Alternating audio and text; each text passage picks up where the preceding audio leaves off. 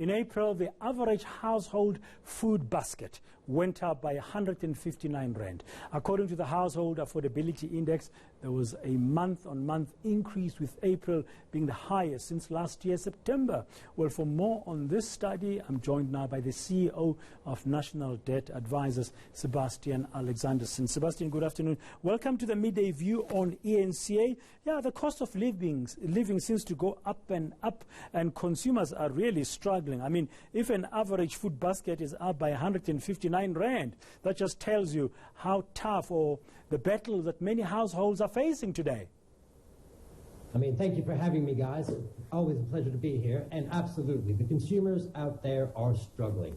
Month on month, from the beginning of Corona till now, we have seen prices. I know I have. If you're the one that's going to the supermarket, we've seen the prices go up and up and up, hurting our back pocket and forcing us to make considerable changes to our lifestyles in order just to get by. Yeah, and what kind of changes will you be considering? Because you need the food. You have to buy some food. Groceries are part of our daily lives, you know. So what kind of changes could one be making?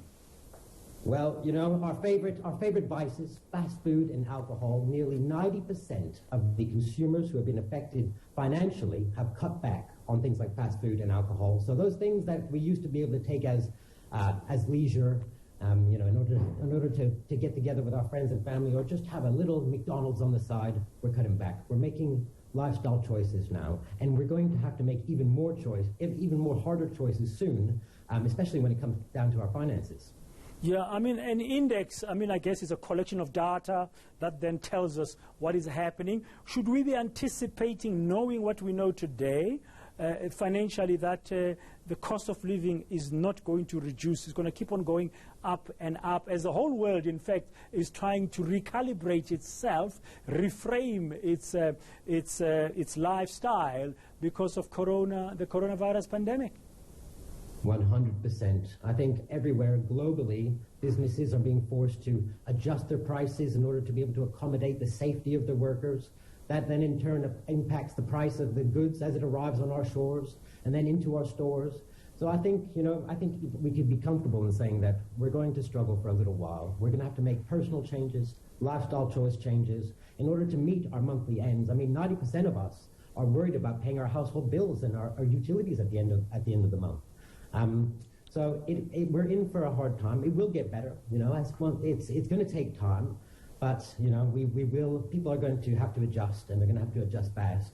And I think the help that we've been receiving from the banks and the friends and family, I think for most of us, has run out. So now it's up to us to be able to see what options are available out there for your individual needs. And I guess part of that is how you manage your debt. I mean, that's the elephant in the room, isn't it? We don't like to talk about it. We've all got it, and that's how you manage your debt. You know, as a debt counselor of 18 years, I've been speaking to people around the world, and one thing that we don't do at home is really talk about our finances. And when we do, it often doesn't come out in the right way, you know, where we get the effectiveness from our chat in terms of family. So when we're talking about debt and family and lifestyle choices, especially those of us who've got teenagers, wow, it's a hard conversation. So let alone speaking with your family, speaking with yourself and being real with yourself. Where are you financially? Do you need help? Have you consolidated? Have you tried everything? Are you out of options? Do you know what your options are? So knowing what your options are in terms of being able to get your debt right so you can get your mind right and keep your family at ease is really what you need to be concerning yourself right now.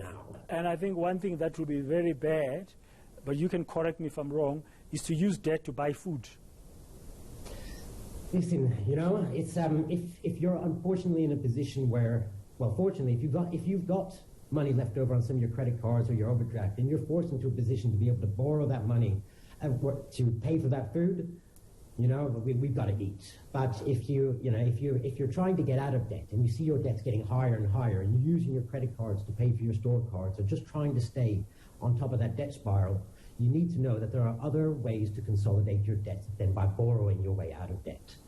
And there are, of course, you can borrow more money to pay off all your credit cards and your store cards. That's the one way we know the most. But if you run out of that option, if you've done that option, you can't borrow anymore, the other way to consolidate debt is to find a debt counselor, a reputable debt counselor.